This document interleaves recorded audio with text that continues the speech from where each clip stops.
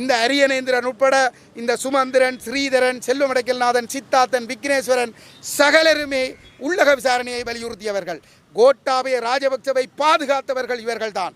இன்று நாமல் ராஜபக்ச தமிழர்களுக்கு உரிமை கொடுக்க மாட்டேன், அதிகாரங்களை கொடுக்க மாட்டேன், வடகிழக்கை இணைக்க மாட்டேன் என்று சொல்லுகிற துணிச்சலவருக்கு வந்திருக்கிறது என்று சொன்னால், இந்த தமிழ் தேசிய கூட்டமைப்பை சேர்ந்த இந்த நயவஞ்சகர்கள் இந்த விக்னேஸ்வரனும் சேர்ந்து கடந்த காலத்தில் இந்த இனப்படுகொலையாளிகளை பாதுகாத்து விட்டதனுடைய விளைவாகத்தான் அவர்கள் துணிச்சலாக எழுந்து நின்று இன்று நாமல் ராஜபக்சவை ஒரு வேட்பாளராக நிறுத்தி இருக்கிறார்கள்.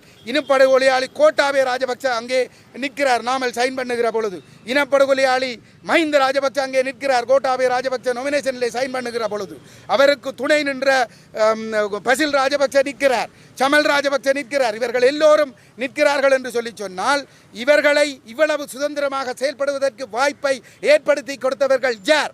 இந்த தமிழ் தேசிய கூட்டமைப்பினர் தான். ஜெனீவா வரை சென்று சர்வதேச விசாரணை வேண்டாம், உள்ளக விசாரணை மீது நம்பிக்கை இருக்கிறது என்று இவர்களை பாதுகாத்தவர்கள். ஆகவே இந்த போர்க்குற்றவாளிகள் வந்து விடுவார்கள், அவருக்கு வாக்களிக்காவிட்டால் வந்து விடுவார்கள், இவருக்கு வாக்களிக்காவிட்டால் வந்துடுவார்கள் என்று சொன்னதெல்லாம் தமிழ் மக்களுக்காக அல்ல, மாறாக தமிழ் மக்களை அச்சப்படுத்தி பதட்டப்படுத்தி தேர்தலிலே வாக்களிக்க செய்ய வேண்டும் என்பதற்காக, அந்த நோக்கத்திற்காகத்தான் அரியநேத்திரனும் இங்கே வந்திருக்கிறார். அவருக்கு கிடைக்கிற எலும்பு துண்டுக்கு வாலாட்டி கொண்டு இந்த பொது வேட்பாளர் என்று வந்திருக்கிறார். இவர்கள் தேசிய தலைவருக்கு செய்கிற துரோகம், தமிழீழ விடுதலை புலிகள் இயக்கத்திலிருந்து இந்த உரிமைக்காக உயிர் கொடுத்த 50,000 மாவீரர்களுக்கு செய்கிற துரோகம், இந்த விடுதலை போராட்டத்தை ஆதரித்து இந்த மண்ணிலே வாழ்ந்து உயிர் கொடுத்த பேரினவாதத்தால் படுகொலை செய்யப்பட்ட கிட்டத்தட்ட 2.5-3 லட்சத்துக்கும் அதிகமான தமிழ் மக்களுக்கு செய்கிற துரோகம். இதை எங்களுடைய மக்கள் தெளிவாக புரிந்து கொள்ள வேண்டும். இந்த மக்களுக்கு நேர்மையாக முதுகெலும்பை நிமிர்த்தி கொண்டு பேரம் பேசுகின்ற துணிச்சலும் ஆற்றலும் உள்ள ஒரே ஒரு தலைவர் கஜேந்திரகுமார் பொன்னம்பலம்.